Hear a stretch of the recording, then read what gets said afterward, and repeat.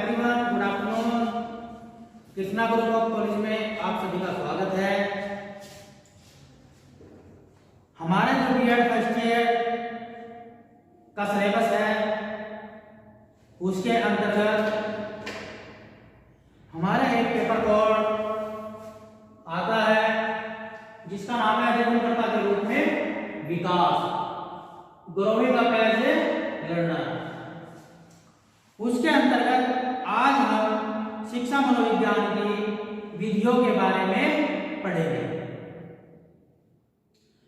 हमारे शिक्षा मनोविज्ञान में कौन कौन सी विधियां प्रयोग में लाई जाती है, उन सभी की जानकारी आज हम प्राप्त करेंगे।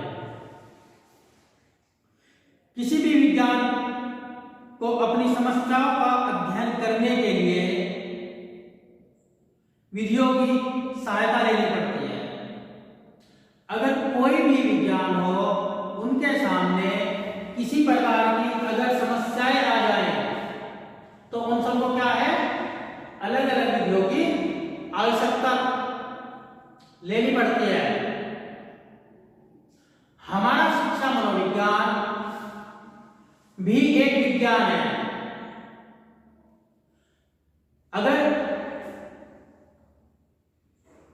मनोविज्ञान एक विज्ञान है तो उनको भी आने वाले समस्याओं के समाधान के लिए जो शिक्षा मनोविज्ञान के सामने बाधाएं आ रही है, समस्याएं आ रही है, उनके समाधान के लिए विधियों की आवश्यकता पड़ती है। सामाजिक विज्ञानों की भांति इसके अध्ययन की भी अनेक विधियां हैं। जैसे सामाजिक विज्ञान के अध्ययन की अलग अलग प्रकार की विधियां हैं, अनेक विधियां हैं, तो शिक्षा मनोविज्ञान की भी अनेक विधियां हैं। शिक्षा मनोविज्ञान के क्षेत्र में आने वाली समस्याओं के समाधान के लिए हम इन विधियों का प्रयोग कर उन समस्याओं का समाधान करते हैं।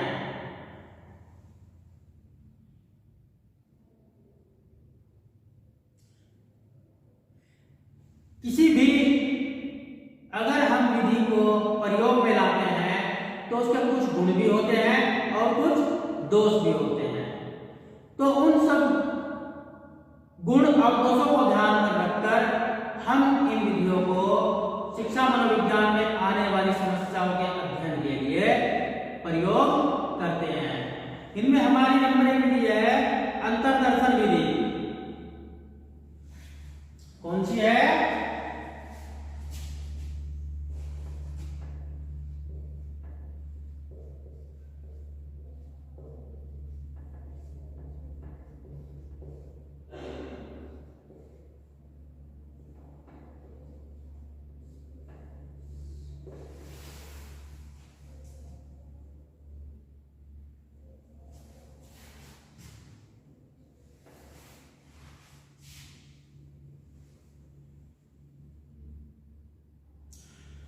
हमारी विधि है अंतर्दर्शन विधि। यह कैसी विधि है, इससे हमें क्या लाभ होता है, किस प्रकार हम इसका इस्तेमाल करते हैं, उसके बारे में हम जानकारी प्राप्त करेंगे। अंतर्दर्शन का अर्थ है अंदर देखना। अंतर्दर्शन का जो अर्थ है वो है क्या है, अंदर देखना।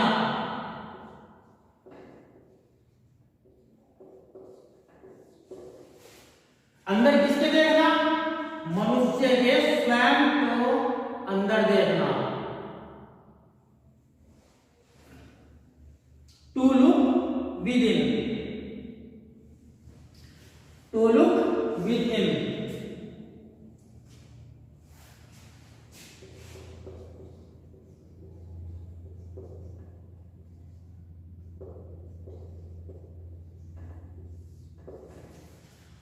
अंतर्दर्शन विधि का अर्थ है अंदर देखना, टू लुक विद इन, यानी कि अपने अंदर झांकना। यह एक ऐसी विधि है जिसमें व्यक्ति स्वयं अपनी मानसिक स्थितियों का अवलोकन करता है।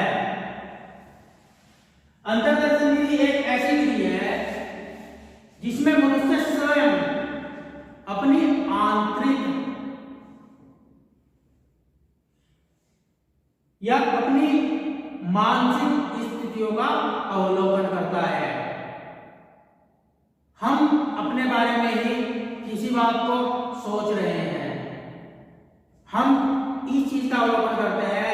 सपोज दैट आज मैं यहां से अपने घर पर जा रहा हूं, मैं बाइक से जाता हूं, मेरी गाड़ी के सामने कोई बच्चा आ गया या कोई वयस्क आ गया और उसको चोट लग गई, लेकिन मैंने क्या काम किया, उस बच्चे की हालत यानी कि उसके स्वास्थ्य के बारे में बिना जानकारी लिए ही वहां से चला गया या भाग गया, उसको ऐसे ही बीच सड़क पर छोड़ गया। उसमें क्या होगा, उस समय तो मैं वहां से निकल चुका था, लेकिन जब मैं कुछ समय के बाद रिलैक्स महसूस करूंगा, घर पे जाके आराम करूंगा, तो फिर मैं अपने मस्तिष्क में मेरे कुछ जिज्ञासा पैदा होगी, या मैं किसी चीज के बारे में सोचूंगा कि यार आज मेरे से एक एक्सीडेंट हो गया छोटा सा, और मैंने उस बच्चे के स्वास्थ्य के बारे में भी जानकारी नहीं दी, क्या वह ठीक है नहीं है, तो उससे क्या हुआ, मैं अपने अंदर देख रहा हूं, अपने अंदर झांक रहा हूं, उसका आकलन कर रहा हूं कि मैंने आज जो काम किया वह सही था या गलत, उसका अवलोकन कर रहा हूं। मैंने मेरे से आज इतनी बड़ी गलती हो गई और मैंने उस बच्चे को उठाया भी नहीं, उस चीज का अवलोकन कर रहा हूं कि यार ये तो मेरे से बहुत बड़ी गलती हुई। तो उसका क्या है, खुद अपने अंदर झांकना, टू लुक विद इन, अपने अंदर देखना कि मेरे में कौन कौन सी बुराइयां हैं, अच्छाइयां हैं, उन सब के बारे में अध्ययन करना, यह हमारी अंतर्दर्शन विधि के अंतर्गत आता है। स्वयं की मानसिक क्रियाओं का निरीक्षण करना, वही बात होगी, यानी कि अपनी स्वयं की जो मानसिक क्रियाएं हैं, जो हमने काम किया है, हम सोच रहे हैं, हम आज क्या सोच रहे हैं, उन सब का निरीक्षण करना, तथा अपनी अनुभूतियों का स्वयं ज्ञान प्राप्त करना, हमने क्या क्या देखा है, क्या क्या सोचते हैं, उन सब का स्वयं ज्ञान प्राप्त करना।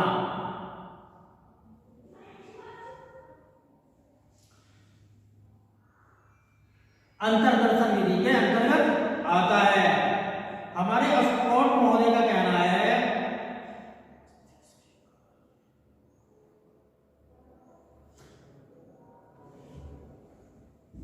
कि अपने मस्तिष्क के कार्य व्यापारों का क्रमबद्ध रीति से अध्ययन करना ही अंतर्दर्शन है। किसका है? स्टाउट महोदय का।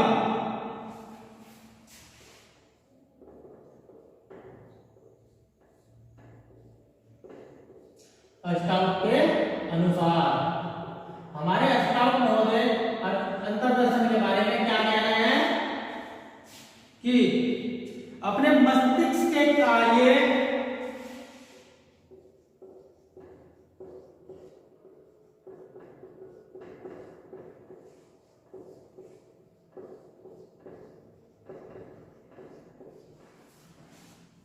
अपने मस्तिष्क के कार्य व्यवहार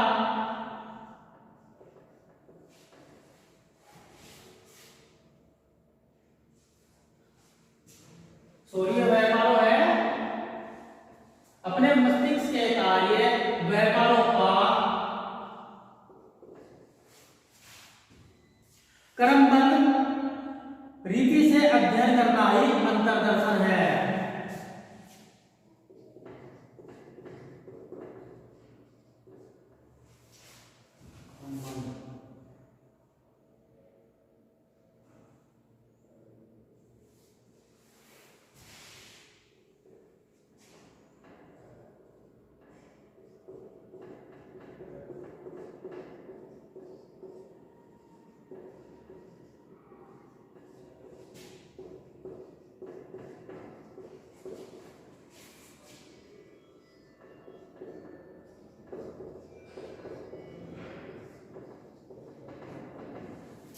हमारे स्टाउट महोदय कह रहे हैं कि अपने मस्तिष्क के कार्य व्यापारों, अपने मस्तिष्क के कार्य व्यापारों का क्रमबद्ध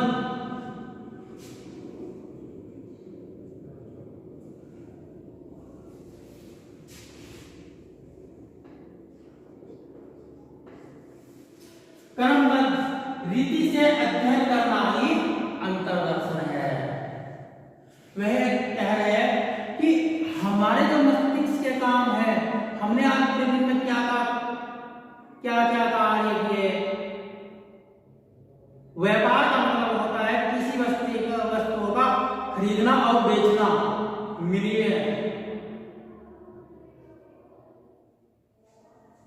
हमने आज सुबह से शाम तक क्या क्या काम किए, किस तरीके से काम किए, अच्छे कार्य किए या बुरे कार्य किए, किसी की सहायता की, किसी को दुख पहुंचाया, उन सब का क्रमबद्ध तरीके से अध्ययन करना, स्वयं अपने आप अपने मस्तिष्क का के कार्यों का अध्ययन करना ही क्या है, अंतर्दर्शन है।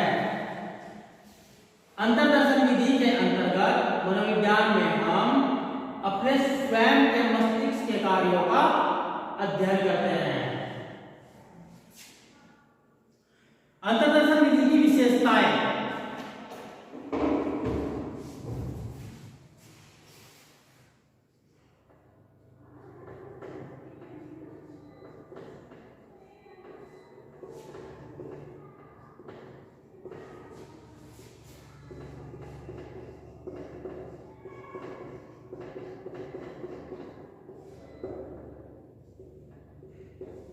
अंतर्दर्शन विधि की निम्न विशेषताएं हैं।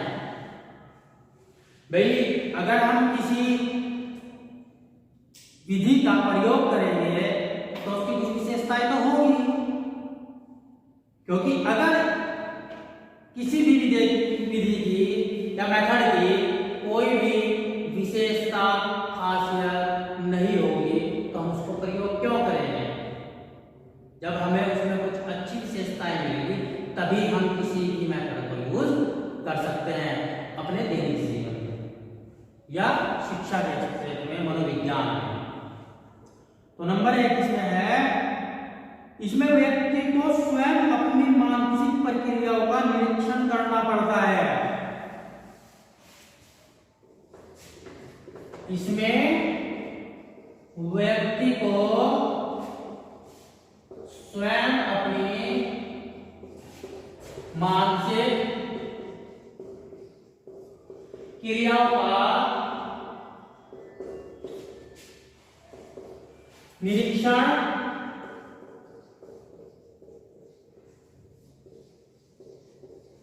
करना पड़ता है। अंतर्दर्शन विधि की एक क्या विशेषता है,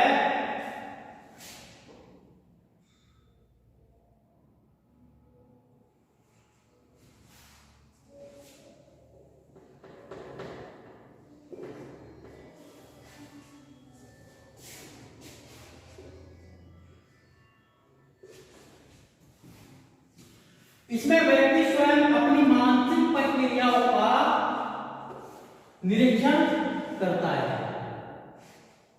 अंतर्दर्शन विधि में जो व्यक्ति है अपनी जो मानसिक प्रक्रियाएं हैं, प्रतिक्रियाएं हैं, उसने पूरे दिन में क्या किया उन सब का स्वयं निरीक्षण करता है, ना कि कोई दूसरा व्यक्ति। अंतर्दर्शन विधि में एक यह जो विशेषता है इसमें यही बात कही गई है कि अंतर्दर्शन विधि में एक व्यक्ति स्वयं अपनी मानसिक प्रतिक्रियाओं का निरीक्षण करता है, उनके बारे में जांच पड़ताल करता है कि मैंने आज कोई काम अगर किए तो वह अच्छे किए या बुरे किए। नंबर 2 है, इसमें व्यक्ति को स्वयं अपनी मानसिक प्रक्रियाओं के संबंध में चिंतन करना पड़ता है।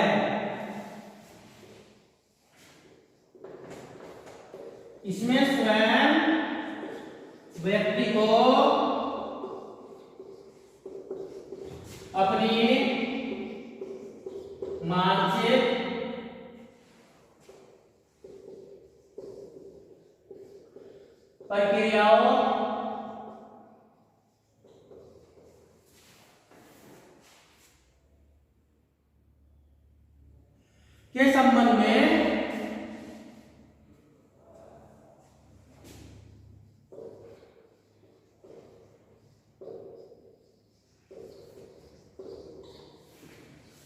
इसमें स्वयं व्यक्ति को अपनी मानसिक प्रक्रियाओं के संबंध में चिंतन करना पड़ता है।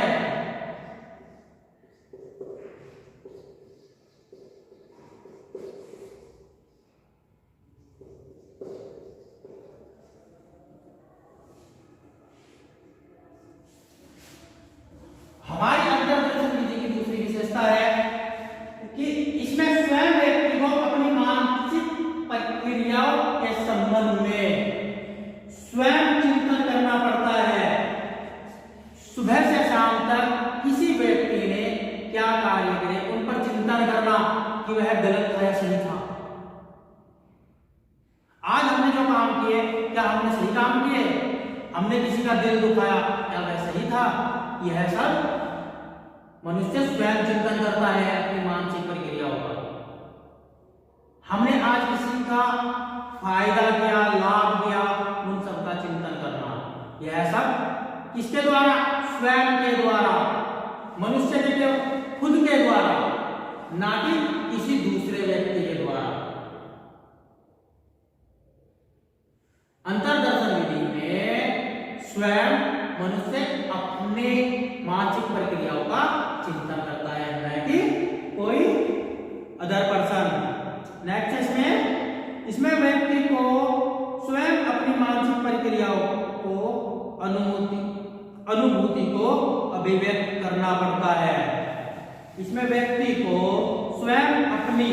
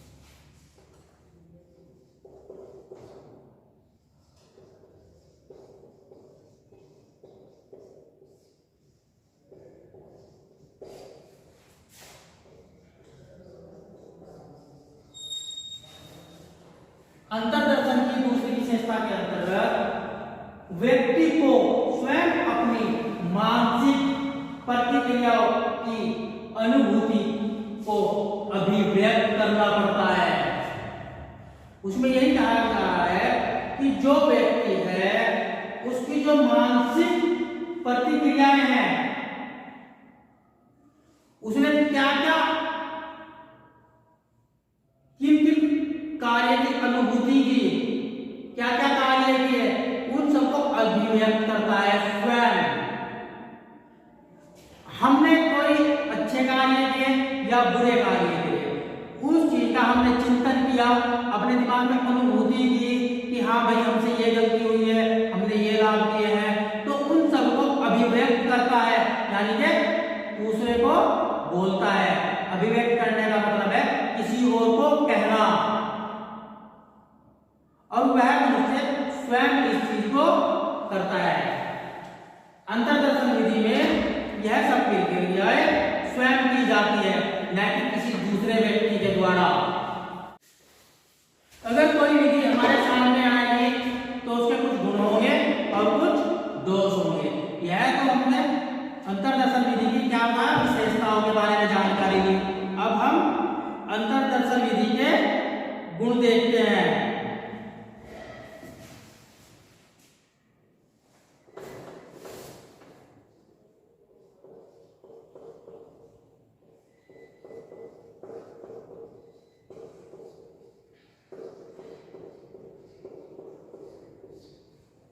अंतर्दर्शन विधि के गुण भी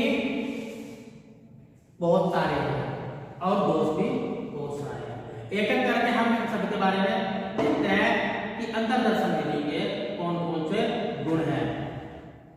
नंबर 1 है, इस विधि के द्वारा व्यक्ति अपनी मानसिक अनुभूतियों का सीधा अध्ययन करता है। यानी कि अंतर्दर्शन विधि के द्वारा जो व्यक्ति है उसकी जो मानसिक अनुभूतियां है वो अपने दिमाग में क्या सोच रहा है उन सब का सीधा अध्ययन करता है, ना कि किसी के द्वारा अध्ययन करता है। किसी चीज का सहारा नहीं लेता, क्योंकि जो घटनाएं सुबह से शाम तक उसके साथ घटित हुई है या उसके साथ घटी है उसके बारे में किसी दूसरे व्यक्ति को नहीं मालूम है कि आज उसने सुबह से शाम तक कौन कौन से कार्य किए। तो अंतर्दर्शन विधि में वह व्यक्ति स्वयं अपने क्या करता है, अनुभूतियों का सीधा अध्ययन करता है, न कि किसी और के द्वारा, जिससे वह अपने को सच्चे रूप में समझ सकता है। अगर हम आज किसी कार्य को कर रहे हैं, हमने कोई अच्छा कार्य किया या गलत किया, तो वह तो हमने ही उसकी अनुभूति की ना। हम जब किसी को व्यक्त करेंगे तो हम अपनी बुराइयों को छुपा भी सकते हैं, अच्छाइयों को ही बताएंगे। तो वह अपने आप को सच्चा इंसान समझ सकता है।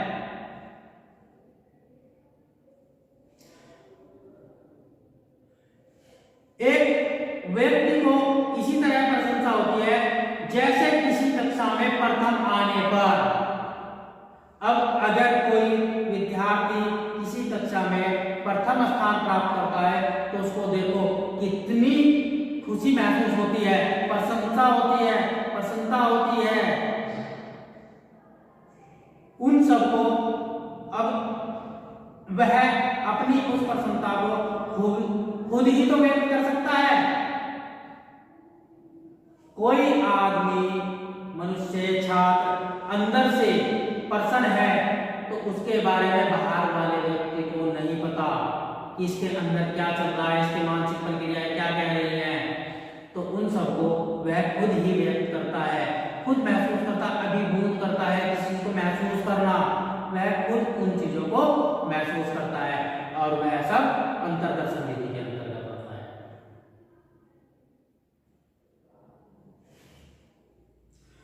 इसका नेक्स्ट पॉइंट है, इस विधि के प्रयोग करने में विशेष यंत्रों और सामग्री की विशेष आवश्यकता नहीं होती। जब हम अंतर्दर्शन विधि का प्रयोग करते हैं तो इस विधि में हमें किसी भी विशेष सामान या विशेष यंत्रों की आवश्यकता नहीं होती। क्या हम जब अपने आप के बारे में स्वयं के बारे में अपने अंदर झांकेंगे तो हमें किसी लैबोरेटरी की आवश्यकता है, क्या प्रयोगशाला की आवश्यकता है, क्या किसी यंत्रों की आवश्यकता है? नहीं।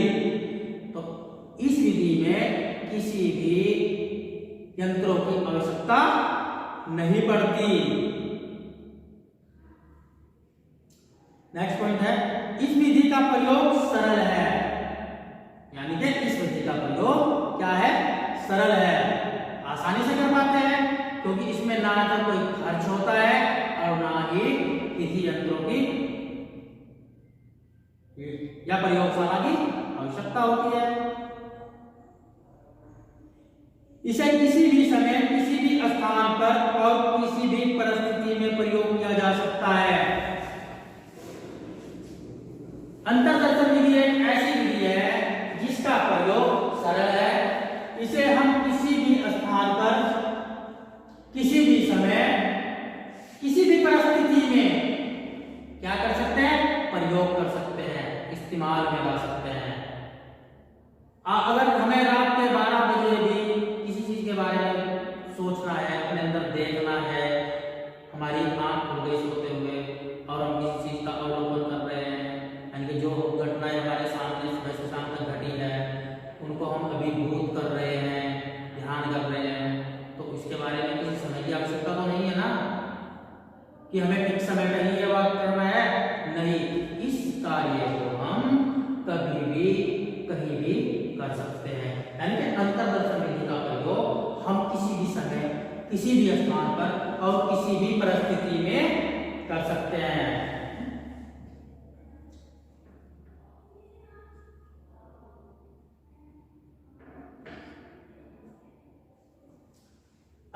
विधियों से प्राप्त परिणामों की व्याख्या करने में यह विधि सहायता करती है। जो हमारी दूसरी अन्य विधियां हैं उनसे जो प्राप्त आंकड़े इकट्ठे हुए हैं, परिणाम हमें मिले हैं, उन सब की व्याख्या करने में भी यह विधि हमारी सहायता करती है। फिर हमारे अंतर्दर्शन विधि की सीमाएं, गुण देख लिए हमने, अब इसकी क्या देखेंगे, सीमाएं।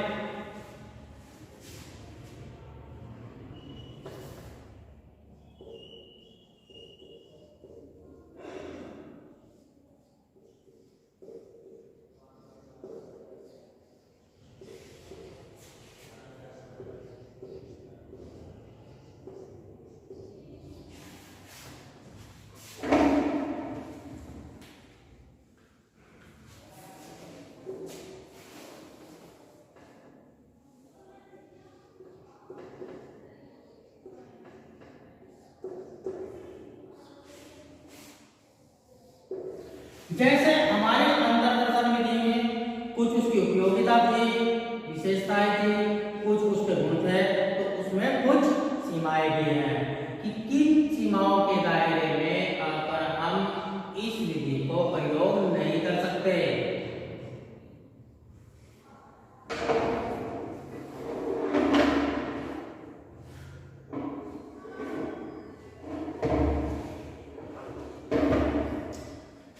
अब सीमाओं के अंतर्गत देखते हैं, यह विधि आत्मगत सब्जेक्टिव और ऑब्जेक्टिव होने के कारण वैज्ञानिक नहीं है, क्योंकि यह जो विधि है यह आत्मगत है, व्यक्तिगत है, सब्जेक्टिव है, इंडिविजुअल है। तो इसके वजह से यह वैज्ञानिक विधि नहीं है, क्योंकि अगर मुझे आज सुबह से शाम तक का ब्यौरा यानी कि ब्यौरा मांगा जाए मुझसे, तो मैं क्या काम करूंगा, जो उसकी अच्छी बातें हैं वह बता सकता हूं और गलत बात छिपा भी सकता हूं, क्योंकि अंतर्दर्शन विधि के अंदर किसी दूसरे व्यक्ति का इंटरफेयर हस्तक्षेप नहीं होता, ना ही वह दूसरा व्यक्ति इसका निरीक्षण करता है।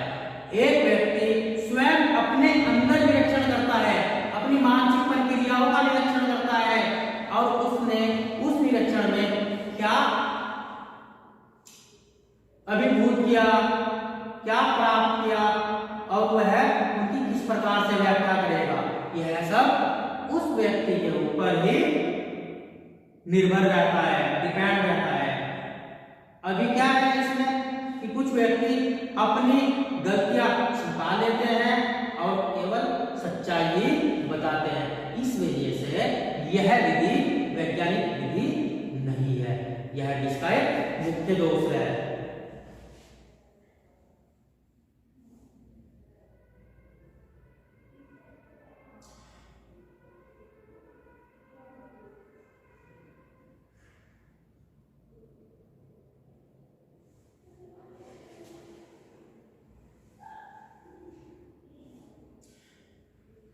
इसके द्वारा हम दूसरे व्यक्ति की अनुभूतियों को नहीं समझ सकते, यानी कि अंतर्दर्शन विधि के द्वारा हम किसी दूसरे व्यक्ति की जो अनुभूतियां है, उसके दिमाग में क्या चल रहा है, उसके मस्तिष्क में कैसी प्रक्रियाएं बन रही है, कैसी इमेज बन रही है, उन सब के बारे में नहीं देख सकते, क्योंकि अंतर्दर्शन विधि में स्वयं को देखना, स्वयं के बारे में अवलोकन करना, अपनी मानसिक प्रक्रियाओं का अवलोकन करना, यह होता है, कोई दूसरा व्यक्ति नहीं देख सकता, इसलिए यह एक वैज्ञानिक विधि नहीं है।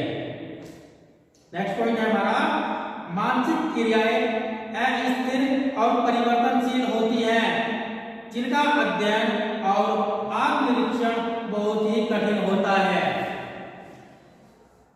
जो मानसिक प्रक्रियाएं होती हैं वह अस्थिर होती हैं, परिवर्तनशील होती हैं, क्योंकि अभी हमारे दिमाग ने यह बात सोची कि यह कार्य की शिक्षा मनोविज्ञान की विधियां सही है, यानी कि जो शिक्षा मनोविज्ञान की विधि अंतर्दर्शन है यह सही है। हमारे मस्तिष्क ने यह बात सोची, लेकिन कुछ समय के बाद हमारा मस्तिष्क यह बात भी कह सकता है कि नहीं, शिक्षा मनोविज्ञान के अंतर्गत अंतर्दर्शन विधि गलत है, इसे नहीं होना चाहिए, यह जगह के हिसाब से परिवर्तनशील है। आज हम यहाँ होंगे तो हम क्या करेंगे, यहाँ के बारे में कहेंगे, कल यहाँ से चले जाएंगे तो यहाँ के बारे में बुराई भी कर सकते हैं। इसी वजह से अंतर्दर्शन विधि अस्थिर है और परिवर्तनशील है। आज अगर कोई व्यक्ति, यानी कि मैं ये मान लूं कि अगर दो व्यक्तियों में आपस में लड़ाई हो जाए तो वह जो उस समय स्थान होगा, स्थिति होगी, वहां पर एक व्यक्ति दूसरे व्यक्ति को भला बुरा कहेगा, उसकी बुराइयां निकालेगा। लेकिन कुछ समय के बाद अगर उन व्यक्तियों में से किसी एक की डेथ या मृत्यु हो जाए तो वह उसकी मृत्यु में जाएगा, उसके घर पर जाएगा, तो उसके बारे में वो बुराइयां नहीं दोहराएगा, बल्कि उसकी अच्छाइयों के बारे में ही व्याख्या करेगा। तो अंतर्दर्शन विधि में जो हमारा मस्तिष्क होता है, मानसिक क्रियाएं होती है, वह अस्थिर होती हैं, परिवर्तनशील होती है। उनका जो हमें परिणाम मिलते हैं वह वक्त के हिसाब से या वक्त के अनुसार बदलते रहते हैं, बदल जाते हैं। नेक्स्ट है हमारा, इस विधि का प्रयोग बालकों और मानसिक रोगियों पर नहीं किया जा सकता, क्योंकि अंतर्दर्शन विधि के अंतर्गत एक व्यक्ति स्वयं अपने अंदर झांकता है, देखता है, अपनी क्रियाओं को, मानसिक प्रक्रियाओं को अनुभूति करता है, उनके बारे में सोचता समझता है, चिंतन करता है, उनका व्याख्यान करता है। जब एक बालक होगा तो उससे हम क्या आशा कर सकते हैं? 3 साल के बालक क्या अंतर्दर्शन विधि का प्रयोग कर सकता है? क्या हम उस पर अंतर्दर्शन विधि का प्रयोग कर सकते हैं? नहीं। एक मनोरोगी है, मानसिक रूप से रोगग्रस्त है, पागल है, क्या वह अंतर्दर्शन विधि का प्रयोग कर सकता है? नहीं कर सकता, क्योंकि उसे अपनी ही स्थिति के बारे में नहीं जान है कि मैं कहाँ हूं, क्या कर रहा हूं, क्या खा रहा हूं, क्या पी रहा हूं। तो वह अपने अंदर उसने क्या देखा सुबह से शाम तक की, उसने क्या इच्छा है कि प्रतिक्रिया, उसका मस्तिष्क में क्या प्रक्रियाएं प्रतिक्रियाएं हो रही है, उनका व्याख्यान किस प्रकार करेगा, क्योंकि उसको तो खुद ही नहीं पता कि मैं कहाँ हूं। इसी वजह से बच्चों और मनोरोगियों पर अंतर्दर्शन विधि जो हमारी है उसको हम प्रयोग नहीं कर सकते।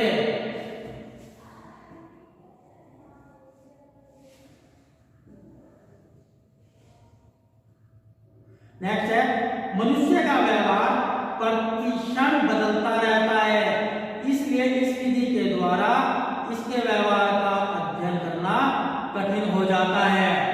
वही बात होगी, क्योंकि मनुष्य का जो व्यवहार है वो प्रतिक्षण, प्रत्येक समय, प्रत्येक पल बदलता रहता है, हर स्थिति के हिसाब से बदलता रहता है, चलता रहता है।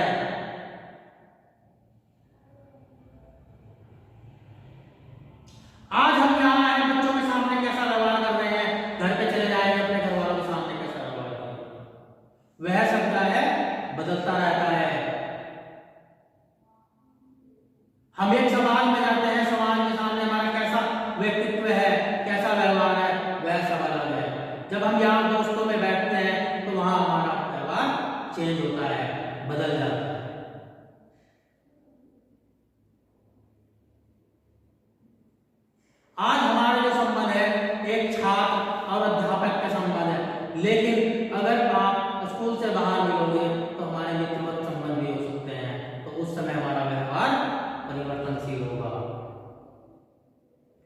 तो इसी वजह से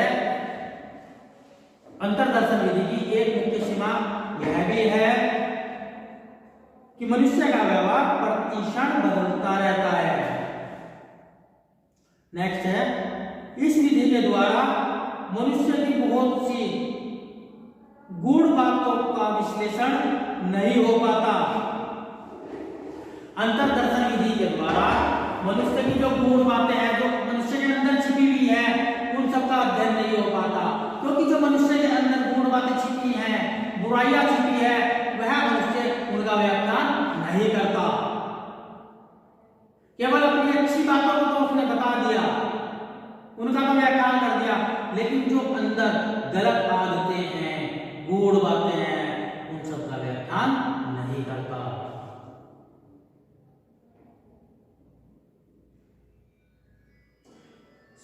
क्योंकि मनुष्य अपनी कुछ अनुभूतियों का रहस्य उद्घाटन लज्जा या संकोच के कारण नहीं कर पाता।